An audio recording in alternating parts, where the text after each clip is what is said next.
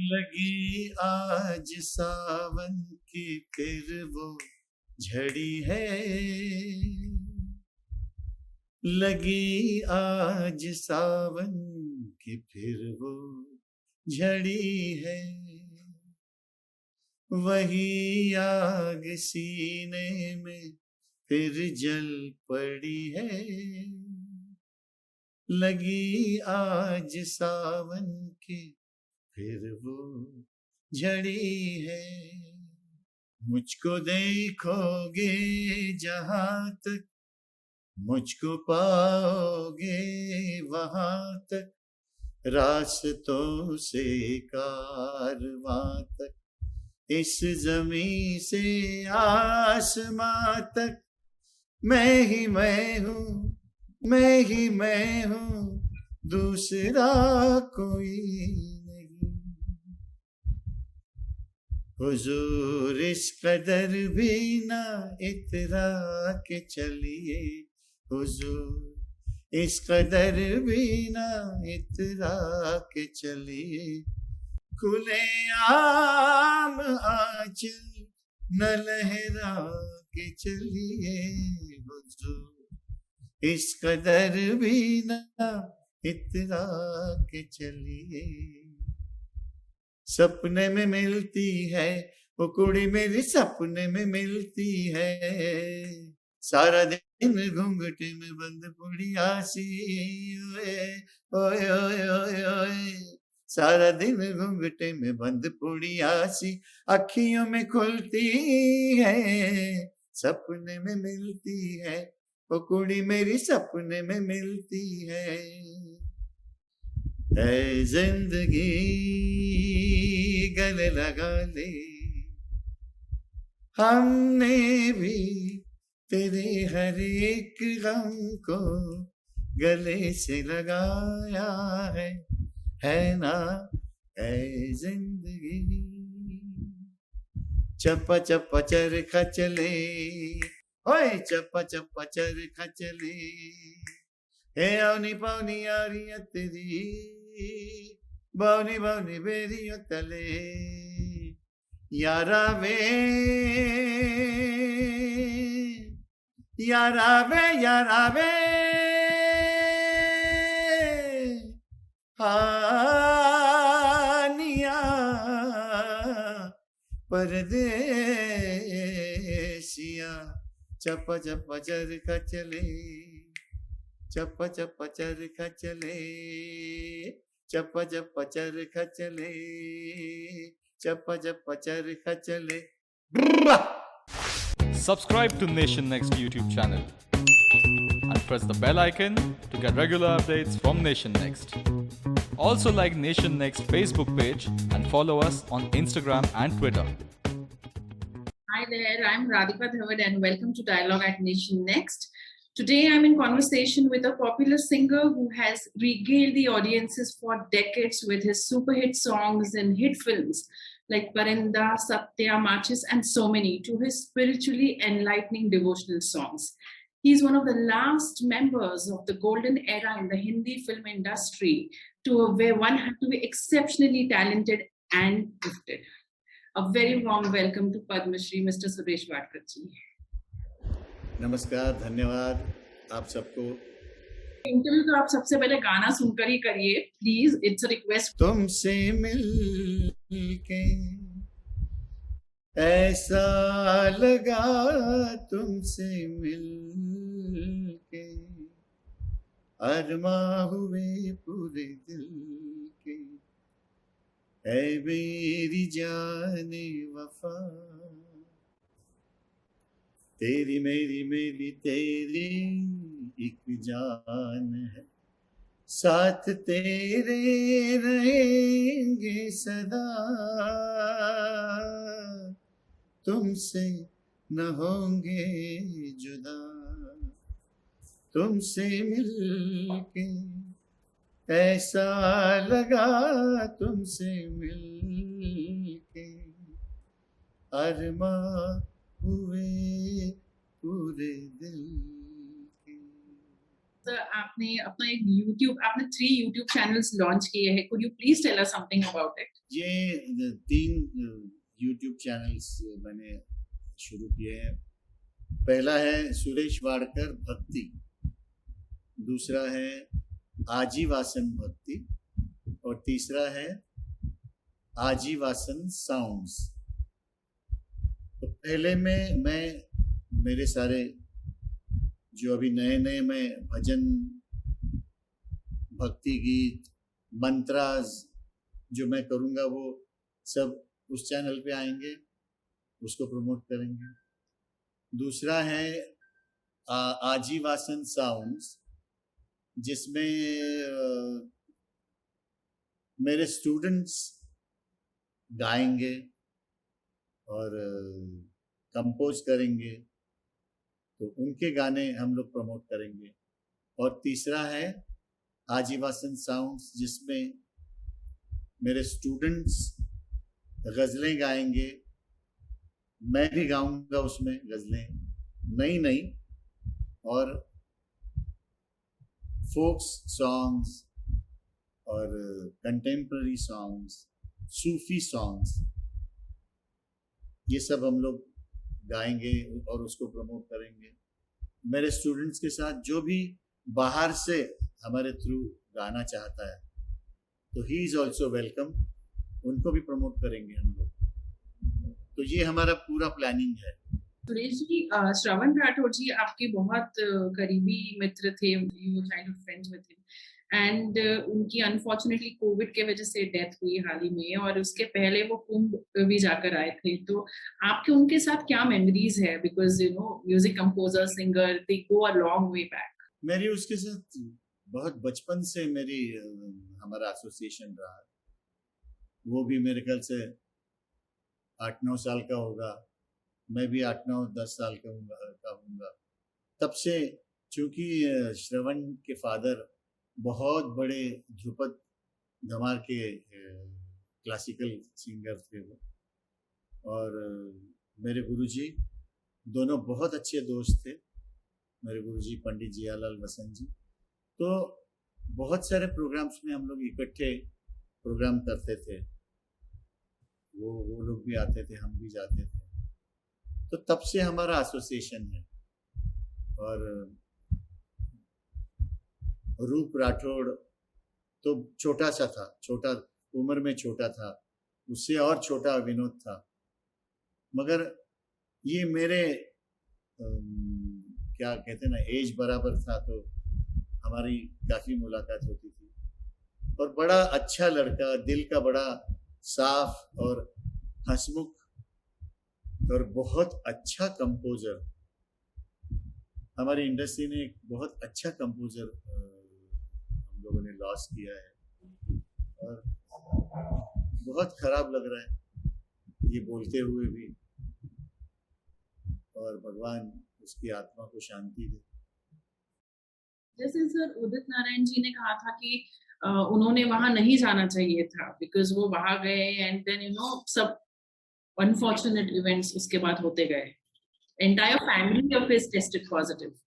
बिल्कुल सही कहा उदित ने, क्योंकि ऐसे संकट के समय में जहां क्राउड में जाने का मनाही थी, ऐसी जगह पे आप जाते हैं तो अपनी जान जोखिम में डाल के ही जाते हैं ना। देखिए ना, आप जाके आए और आप बीमार हो गए और आप निकल भी गए दुनिया से।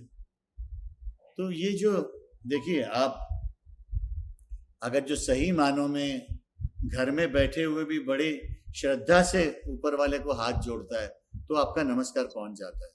और ऐसे समय में जानबूझ के जाना तो कोई तुक नहीं बनती थी, मगर उसकी किस्मत में था शायद, उसमें उसके इतना ही वक्त लिखा होगा जो जिसकी वजह से उसको जो भी सुबुद्धि या दुर्बुद्धि हुई होगी, जिसके लिए वो गया और वहां से ये कोरोना लेके आया।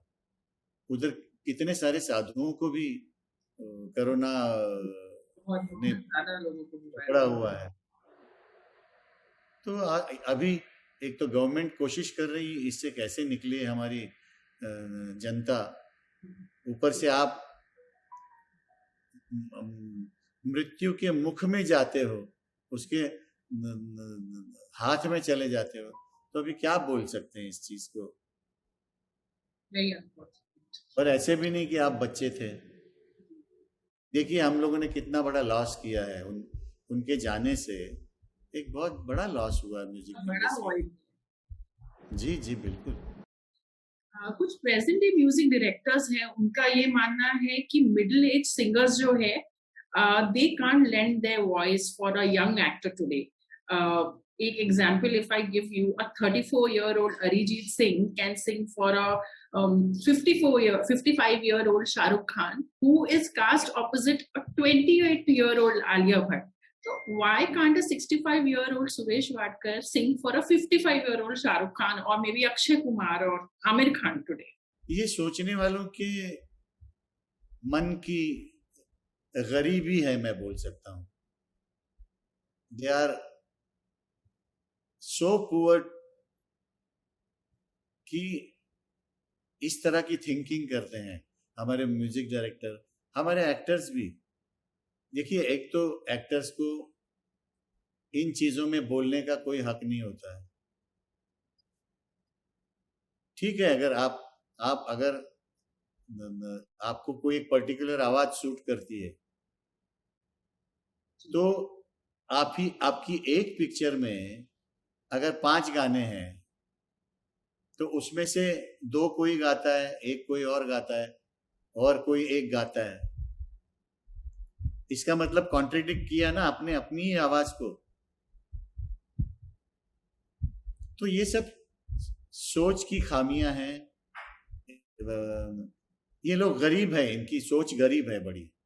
मैं बहुत ज्यादा नहीं बोलना चाहता हूं क्योंकि उनको खराब लगेगा। और आप कौन कैसा गाता है, क्या कहाँ जानते हो आप? आपको कितना गाना आता है या आप कितना गाना समझते हैं जो आप इसके अंदर इंटरफेयर करते हैं? आपके सेट पे आके तो हम लोग देखिए ये शॉट ऐसा लगाओ जी। अगर समझिए मैंने शाहरुख खान के लिए गाया हूं और मैं सेट पे गया ऐसे ही मिलने के लिए या शूटिंग देखने के लिए, और मैंने कहा कि नहीं डायरेक्टर को कि ये शॉट ऐसा लगाइए जी, या मैंने किसी एक्टर को बोल दिया जो मेरा स्क्रीन पे गाना गा रहे हैं, उसको बोल दिया यार तुम इस शॉट में जरा मुंह ऐसे बनाओ, हाथ ऐसे करो, तो बोलेंगे यार समझ में आता है। तो हम नहीं बोल सकते क्या तुमको गाने का क्या समझ में आता है जो तुम इसमें इस डिपार्टमेंट में भी तुम अपनी टांग अड़ाते हो? आपको लगता है कि ये आजकल this is an actors call today कि कौन प्लेबैक उनके लिए करेगा? हाँ। अब देखिए शाहरुख के लिए सबसे पहला प्लेबैक सिंगर मैं था, दिल आशिना है में, और उसके लिए अभिजीत भी गाया हुआ है, कुमार सानू भी गाया हुआ है, मेरे ख्याल से उदित नारायण भी गाया हुआ है, विनोद राठौड़ भी गाया हुआ है। तो अगर आपको कोई आवाज सूट करती है, जैसे राज साहब करते थे, मुकेश जी मतलब मुकेश जी, हाँ, राजेंद्र कुमार जी के लिए रफी साहब गाते थे, कभी एक आध गाना जो मुकेश जी गाते थे। तो ये कैसा आपको चल जाता है कि अगर आपको एक पर्टिकुलर आदमी की आवाज सूट होती है तो बाकी लोग क्यों फिर गाते हैं आपके लिए? और बाकी लोग गाते हैं, हम तो हो सकता है आपको जो रिजल्ट है वो आपकी एक्सपेक्टेशन से 10% ज्यादा ही दे सकते हैं, क्योंकि हम लोग रियाजी लोग हैं, हम मेहनती लोग हैं। ये आपको म्यूजिक डायरेक्टर को, एक्टर को अपने आप के ऊपर कॉन्फिडेंस नहीं होता है, इसीलिए इस तरह के इंटरफेरेंस करते हैं, मुझे लगता है। और ये जो मेरी जो स्टडी है इतने सालों की, मैं अगर इस चीज को अभी नहीं बोलूंगा तो कब बोलूंगा? और ये नहीं है कि मैं किसी को ब्लेम कर रहा हूँ या किसी को कोई शिकायत कर रहा हूँ, ऐसा कुछ नहीं है। मैं अपनी जगह पे बड़ा खुश हूँ और बहुत बिजी हूँ अपने इंस्टीट्यूशन में, रिकॉर्डिंग्स में, बहुत डिवोशनल काम करता हूँ, बहुत प्राइवेट एल्बम्स बनाता हूँ। मैं तो माइक के सामने मेरा कनेक्शन ऑलमोस्ट रोज का है, तो मुझे इस चीजों का डर है ही नहीं। आजकल काफी एक्टर्स भी है जो गाना गाते हैं मूवीज में, हाँ, and कुछ हद तक ऑटो हाँ, ट्यून भी होता है। तो I mean someone like you, जिन्होंने कभी ऑटो ट्यून यूज नहीं किया है, जिन्हें कभी जरूरत नहीं पड़ी है, आप उस एरा से आते हो जहाँ पे रियाज बहुत ज्यादा उस पे फोकस रहता था। तो how do you as a senior playback singer in the industry who sung for all the major actors, how do you look at this trend? बिल्कुल आपने बहुत सही कहा कि देखिए, या तो आप सिंगर हो तो आप गाइए, हाँ एक आध बार एक मजे के लिए आपने मस्ती करने के लिए गाना गा दिया, मगर आज पूरा गाना आपका ऑटो ट्यून किया जाता है और वो पता भी चलता है, जिनको मालूमात होती है उनको पता भी चलता है कि ये ऑटो ट्यून किया हुआ गाना है, क्योंकि उसकी जो टेक्निकलिटी है वो उस गाने से झांकती रहती है। But then that's unfair for singers who are talented, right? हाँ, जो ठीक ठाक गाने वाले हैं उनसे गवाओ ना, उनका भी नाम हो जाए। आपकी चलती है इसलिए हर सेक्टर में हर चीज अपनी चलाते रहेंगे तो एक दिन भगवान भी नाराज हो जाएंगे, अगर आप भगवान को मानते हो, क्योंकि ये लोग भगवान को मानते ही नहीं है, ये डरते ही नहीं है किसी से। अब मुझे बताइए कि मैं इन चीजों को बोलना नहीं चाहिए, नहीं बोलूंगा तो भी गड़बड़ है, बोलूंगा तो सुनने वाले नाराज हो जाते हैं। ठीक है, मैं बहुत ज्यादा इन चीजों की चिंता नहीं करता,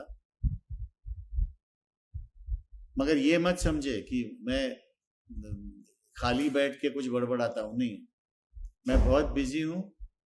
ऊपर वाले का आशीर्वाद है, सरस्वती माँ का, मेरे गुरुजी का, मेरे माई बाप सुनने वालों का, मेरे संगीतकारों का, सबका आशीर्वाद है और ये ऐसा ही रहेगा। बस आप लोग आशीर्वाद देते रहिए कि मैं जाने तक मैं गाता रहूं।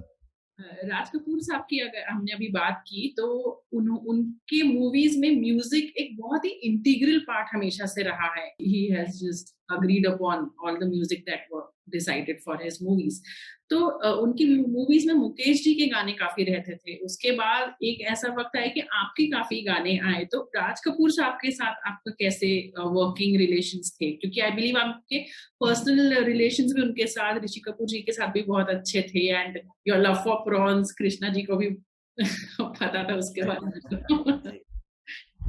एक्चुअली राज साहब के बारे में जितना बोलूंगा मैं बहुत कम होगा। मैंने ऐसे मेकर मैंने देखा ही नहीं है, अभी तक तो नहीं देखा हुआ, इसके बाद पता नहीं भगवान की लीला का मालूम नहीं होता, मगर ऐसा मेकर जिनको संगीत से इतना लगाव था, क्योंकि वो संगीत जानते थे, संगीत सीखा हुआ था उन्होंने, पूरे रागदारी के नाम वगैरह लेते थे, वो गाते ऐसे थे जैसे मुकेश जी गा रहे हैं। उसकी वजह अभी देखिए वो ये जो एक कॉम्बिनेशन था, राज कपूर साहब और राज कपूर साहब और मुकेश जी, ऐसा लगता है कि मुकेश जी जब राज साहब गाते थे ना तो ऐसा लगता था कि मुकेश जी गा रहे हैं, एग्जैक्ट उनकी जैसी आवाज है उनकी। तो उसको बोलते हैं ना सही सिलेक्शन। और राज साहब जब गाना लेते थे म्यूजिक डायरेक्टर से, तो उनको जिस तरह चाहिए, वो हमेशा बोलते थे कि मुझे पोपटिया गाना चाहिए, मतलब पैरट ने भी गाना चाहिए वो गाना। तो ट्यून भी मेलोडियस, सिंपल, जैसे आसानी से गुनगुनाई जाए, और लिरिक्स भी वो हमेशा बोलते थे कि मुझे सिंपल लिरिक्स जो मुंह में पट से चढ़े और आदमी गाने लग जाए। और फिर वो जो मेलोडी का जो सिलेक्शन होता था, अब मेरे ख्याल से उनको भी, तीनों भाइयों को, राज साहब, शम्मी साहब या शशि जी, तीनों गाने का नॉलेज रखते थे। जैसे मैं एक बार दिल्ली से आ रहा था तो शमी जी बैठे हुए थे प्लेन में, फर्स्ट रो में। तो मैंने उनको देखा, उन्होंने मेरे को देखा, मैंने नमस्कार किया। बोलते बेटा एक गाना तेरा बहुत अच्छा सुना मैंने, राग विभास में है ना वो, तो ये सुन के मैं तो उड़ गया। फिर उन्होंने गुनगुनाया वो गाना, सांझ ढले गगन तले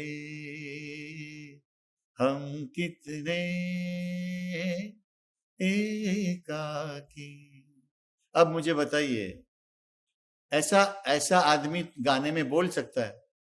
और उस जमाने के लोग इसका नॉलेज रखते थे भी। मैंने ये भी टाइम देखा है कि डायरेक्टर साहब बैठे हुए, एक्टर बैठा हुआ है सिटिंग रूम में, राज साहब बैठे होते थे। तो ये जो टीम वर्क करके हम लोग काम करते थे, वो 96-97 तक लाइव रिकॉर्डिंग होती थी with all the musicians and all the को सिंगर्स। तो बहुत मजा आता था, उसकी बात ही और थी। सर आई थिंक टेक्नोलॉजी भी इतनी एडवांस नहीं थी, तो आई थिंक उसके वजह से भी it would bring the best out of you. आपको प्रैक्टिस ज्यादा करना पड़ता था, आपका कवर अप म्यूजिक सॉन्ग्स में जो शायद कवर अप रहता था वो भी कम था। बुरा कहाँ पर है मुझे बताइए? अगर आपको 7-8 रिहर्सल्स करनी पड़ी तो आपको गाना तो बाय हार्ट हो जाता है, और जो बाय हार्ट हुआ गाना आप जितने अच्छे से रेंडर कर सकते हो, उसका एक्सप्रेशन जितने अच्छे से दे सकते हो, उतना आप पढ़ के थोड़ा कम हो जाता है। और इससे और भी ज्यादा कम हो जाता है जब आप एक एक लाइन या एक एक वर्ड आप डब करते हो, तो उसमें से जो सोल है वो तो निकल ही जाती है ना। गाना तो सोलफुल होना चाहिए ना। एक और मुझे चीज पूछनी है कि ऋषि कपूर साहब का भी म्यूजिक के साथ एक बहुत स्पेशल कनेक्ट था। उनके सारे गाने बहुत ब्यूटीफुल रहे हैं और उनके गाने बहुत ही हिट रहे हैं। Knowing the Kapoor family so well, आपका उनके साथ भी कैसा एक रैपो था? बहुत अच्छा रैपो रहा मेरा चिंटू के साथ, चिंटू के साथ। और पापा जी ने तो बच्चों जैसा प्यार किया है, राज साहब ने और कृष्णा भाभी ने, मम्मी ने हमारी, और घर का एक मेंबर ही मुझे माना था। बहुत अच्छा रहा समय, बहुत अच्छा देखा, आप सबकी दुआओं से अच्छे गाने मिले, लोगों ने सराहा, बहुत पसंद किया, बहुत आशीर्वाद दिया। खुश हूं मैं। सवाल मुझे पूछना था कि हम आपको कभी रियलिटी शो में एज अ जज कब देख पाएंगे? Because there are so many singing reality shows आज, और इतने यंग जजेस है वहां पे। कुछ जजेस ऐसे हैं जो शायद सिंगिंग के फील्ड के नहीं है, उन्हें इतना ज्यादा नहीं समझता है, तो you are one of the best who can जज देम। नहीं, ऐसा कुछ नहीं, वो लोग भी बहुत अच्छे से जज कर रहे हैं। एक्चुअली जजमेंट तो देखा जाए तो अभी का जो इंडियन आइडल चल रहा है उसमें विशाल है एक तरफ, वो नेहा कक्कर है, और तीसरे मेरे ख्याल से हिमेश रेशमिया। तीनों गाने वाले लोग हैं, तीनों मतलब म्यूजिक डायरेक्शन भी करते हैं, तो अच्छा है। एक तरफ, दूसरी तरफ मैं देखता हूँ शंकर महादेवन है, वो तो म्यूजिक डायरेक्टर भी है और बहुत बड़ा सिंगर है वो। तो मगर ये जो प्रमोशन के लिए जो एक्टर वगैरह आते हैं, तो वो तो जस्ट फॉर प्रमोशन आते हैं, वो तो कोई जजमेंट तो करते नहीं है। मगर उसमें से भी कोई जो आती है, जो जैसे समझ लीजिए जूही चावला आ गई, वो अच्छा गाती है, उसने गाना सीखा भी है क्लासिकल, या अभी शक्ति कपूर जी की बेटी श्रद्धा कपूर, वो भी अच्छा गाती है। माधुरी दीक्षित आती है, वो भी अच्छा गाती है, अच्छी डांसर है। तो ऐसे लोग बोले तो ठीक भी लगता है, कोई प्रॉब्लम नहीं है। मगर हम लोग वो जो जिसको कहते हैं ना कि चमकेशगिरी नहीं करते, हम ड्रामा नहीं करते, हम ना रोते हैं स्क्रीन पे। रोना क्यों होता है ये आज तक मुझे समझ ही नहीं आई। भाई माँ का गाना गाया तो गाने वाला और जो भी सुनने वाला है, ठीक है 2 बूंद आ गए, मगर उस बूंदों को दिखाने के लिए कम से कम आधा एपिसोड ये लोग जाया कर देते हैं, वो मुझे समझ नहीं आता। या आप उनके ये इतना गरीब है, ये इतना अमीर है, ये रंग लगाता है, ये टैक्सी चलाता है, ये रिक्शा चलाता है, इसका क्या संबंध है गाने बजाने के साथ? या अच्छा गाओ या उसको निकाल दो, ये 2 ही चीजें हो सकती है। आप रंगारी है कि आप रिक्शा चालक है, उसके ऊपर से आपको वोट देंगे क्या लोग? आप कितना उल्लू बनाओगे आप? तो इन चीजों को भी थोड़ा सुधारना चाहिए इन्होंने, क्योंकि अभी वो ज्यादा हो रहा है, बहुत ज्यादा हो रहा है। तो गाना बजाना बाजू में रह जाता है, और इसीलिए हमको वो पसंद नहीं है। हम तो कभी कभी मैंने बहुत बार डायरेक्टर को भी डांटा है सेट पे, और पार्टिसिपेंट्स को भी डांटा है। तो वो चैनल वालों को सूट नहीं करता शायद, इसलिए हम गाने बजाने वालों को बहुत कम बुलाते हैं। वो हर बार उठ के डांस करते हुए स्टेज पे जाना और पार्टिसिपेंट्स को गले लगाना, उसको उठाना, एक तो ताकत नहीं है हमारे में, अभी हमारी उम्र भी हो गई है।